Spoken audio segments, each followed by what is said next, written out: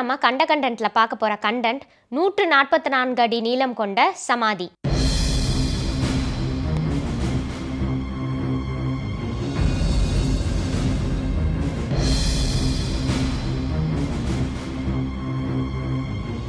நெல்லூர்ல இருக்கிற வேணாடு கிராமத்துல ஹஸ்ரத் தாவூத் ஷா வலி அப்படின்ற ஒரு தர்கா அமைஞ்சிருக்கு.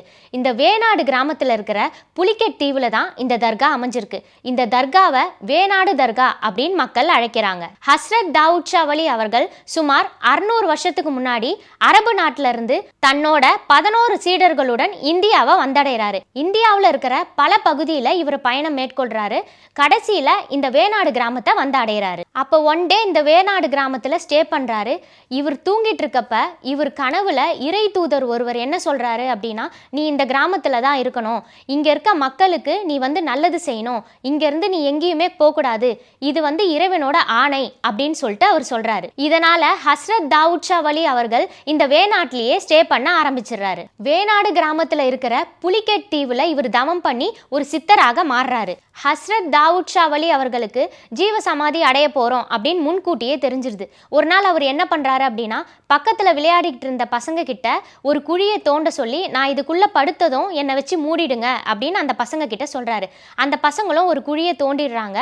இவரு அந்த குழிக்குள்ள படுத்துட்டு என்னை மூடிட்டு திரும்பி பார்க்காம வீட்டுக்கு போங்க அப்படின்னு சொல்லிடுறாரு. அந்த பசங்களும் இவர் உள்ள படுத்ததுமே அந்த குழியை மூடிட்டு கிராமத்துக்குள்ள போயிட்டு, இந்த மாதிரி ஒரு விஷயம் நடந்தது, பாபா எங்களை வந்து குழியில படுத்துட்டு மூட சொன்னாரு அப்படின்னு சொல்றாங்க.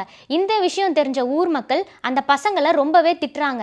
இப்ப நம்ம பாபாவை உடனடியா வெளியே எடுக்கணும் அப்படின்னு சொல்லி அந்த இடத்துக்கு போறாங்க. ஊர் மக்கள் அந்த இடத்துக்கு வந்து தோண்டி பாபாவை வெளியே எடுக்க ட்ரை பண்றாங்க. அப்ப அந்த இடத்துல இருந்த சமாதி அப்படியே வளர ஆரம்பிச்சிருச்சான். ஒரு இடத்துல இவங்க தோண்டும் போது அது இன்னொரு இடத்துக்கு மூவ் ஆயிருக்கு. அதே மாதிரி அந்த இடத்த தோண்டும் போது இன்னொரு இடத்துக்கு மூவ் ஆயிருக்கு. இதே மாதிரி 144 அடி வந்து அந்த சமாதி மூவ் ஆகி ஒரு சீயக்காய் மரத்துல முட்டி ஸ்டாப் ஆயிடுதான். இந்த அதிசயத்தை பார்த்த அந்த ஊர் மக்கள் இது இறைவனோட செயல் தான் அப்படின்னு சொல்லிட்டு அந்த இடத்த அப்படியே விட்டுறாங்களாம். 1993 வரைக்குமே இந்த 144 அடி சமாதி ஒரு மணல் மேடா தான் இருந்துதான்.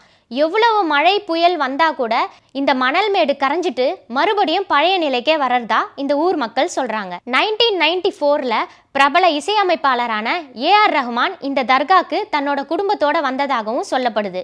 இந்த தர்காக்கு வந்து போனதுக்கு அப்புறம் அவருடைய குடும்பத்தில் இருக்கவங்களோட கனவுல இந்த பாபா வந்து என்னோட சமாதியை சிமெண்ட் சமாதியா மாத்தி கொடுங்க அப்படின்னு சொன்னதாகவும், அதனால 1994லயே ஏஆர் ரஹ்மான் அவர்கள் உதவியோட இந்த சமாதியை சிமெண்ட் சமாதியா மாத்திருக்காங்க. இன்னொரு முக்கிய நிகழ்வாக இந்த தர்கால சொல்லப்படுறது என்ன அப்படின்னா, அமாவாசை தினத்தன்று இந்த சமாதி மூச்சு விடுமா. பாபாவோட சமாதி மட்டும் இல்லாம இதன் அருகிலேயே பாபாவோட சகோதரர் மற்றும் சகோதரியோட சமாதியும் அமைஞ்சிருக்கிறதா கூறப்படுது. இந்த சமாதிகளும் அமாவாசை தினத்தன்று மூச்சு விடுறதாக சொல்றாங்க. மக்கள் அவங்க நினைச்சது நிறைவேறணும் அப்படின்னா பாபாவோட சமாதியை 3 முறை சுத்திட்டு பாபாவோடைய கால் பகுதியில் உட்காந்து அந்த விஷயத்தை வேணும்னா அது கண்டிப்பா நடக்கும் அப்படின்னு சொல்லப்படுது. இதே மாதிரி இன்னொரு கண்டென்ட்டோட அடுத்த கண்டென்ட்ல நான் உங்களை சந்திக்கிறேன்.